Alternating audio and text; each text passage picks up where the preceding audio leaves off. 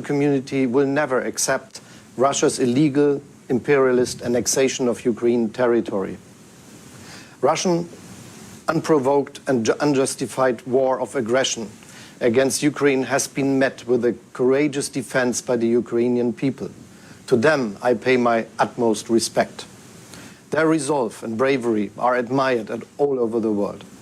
They reject a world where might makes right, where great powers can just swallow up smaller states if they like.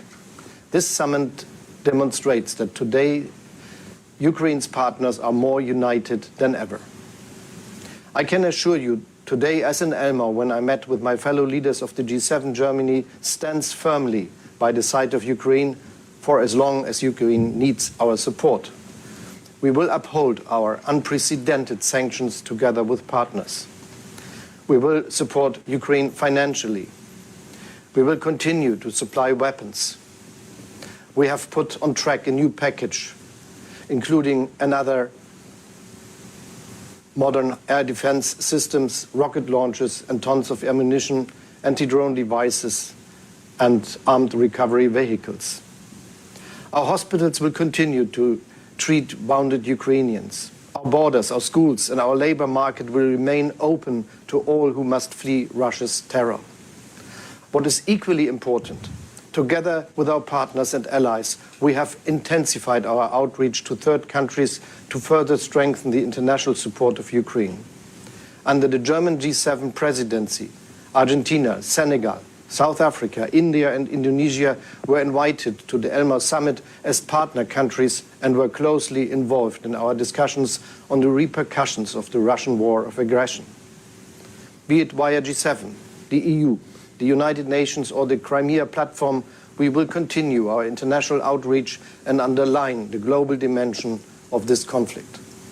We condemn Russia's attempts to forcefully integrate parts of Ukrainian territory. Our message is clear.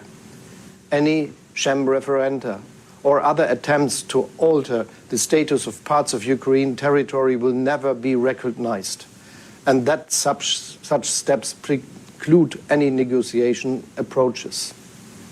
It is Russia, with its war of aggression, that is responsible for worsening food security, with grave implications for people worldwide. As a reaction to this crisis, at this year's summit in Elmau, the G7 provided an additional $4.5 billion support for global food security. We welcome the recent United Nations agreement on grain exports via maritime safe corridors. As European Union, we have facilitated grain exports via land and rivers, thus exporting over 8 million tons of Ukrainian grain between April and early August through our solidarity lanes. We also see that storage capacities in Ukraine are still under pressure.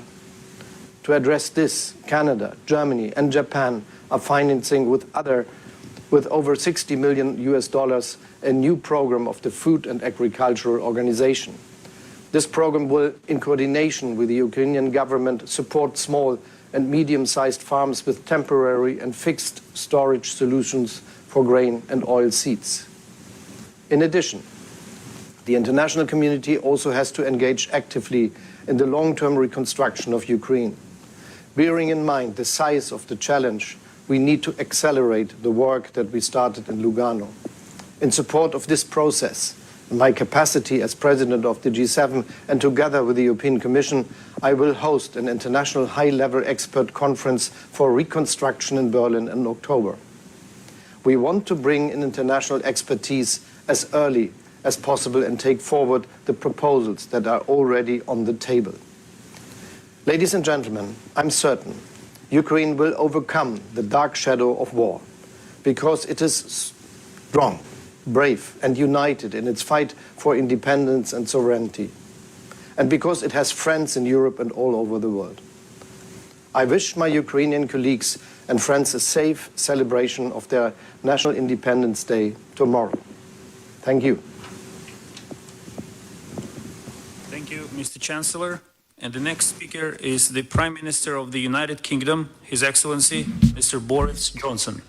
Thank you very much, and greetings to everybody. I want to congratulate President Volodymyr Zelenskyy particularly for bringing us together and for focusing our attention on Russia's illegal annexation of Crimea, because that land grab in 2014 was the direct precursor of today's war, and we should have the humility to acknowledge that not everybody realized the sheer enormity of what was happening at the time.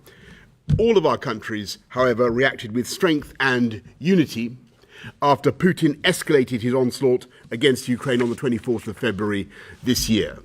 But the first act of this tragedy opened exactly 8 years earlier, almost to the day, when Russian forces began fanning out across Crimea and taking control of a peninsula which constitutes 10,000 square miles of sovereign Ukrainian territory.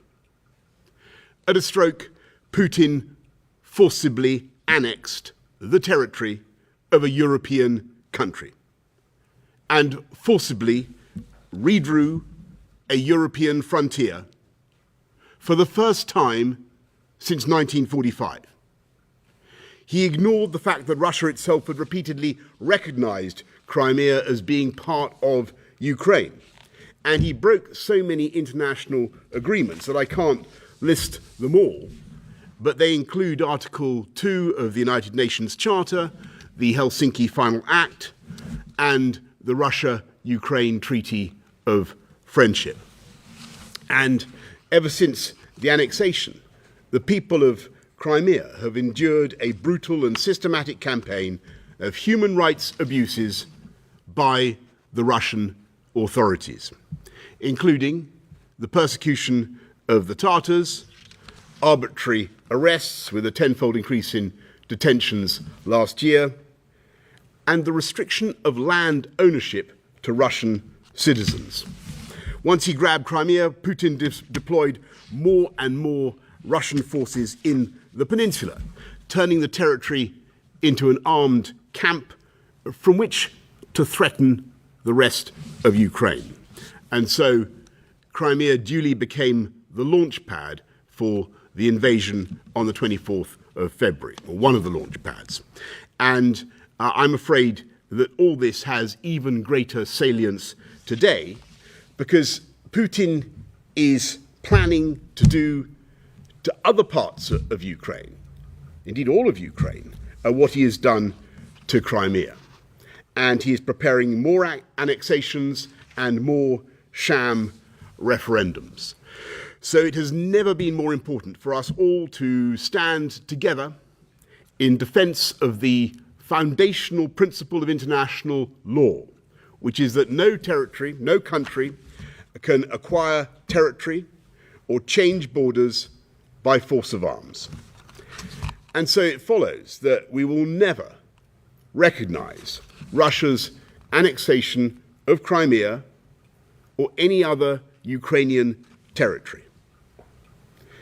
In the face of Putin's assault, we must continue to give our Ukrainian friends all the military, humanitarian, economic, and diplomatic support that they need, until Russia ends this hideous war and withdraws its forces from the entirety of Ukraine. Thank you all very much. Thank you, Prime Minister. Our next speaker is His Excellency, Mr. Emmanuel Macron, President of France. Monsieur le Président de l'Ukraine, cher Volodymyr, Mesdames et Messieurs les chefs d'État et de gouvernement, Mr. President, ladies and gentlemen, dear heads of states and governments, ministers, ambassadors,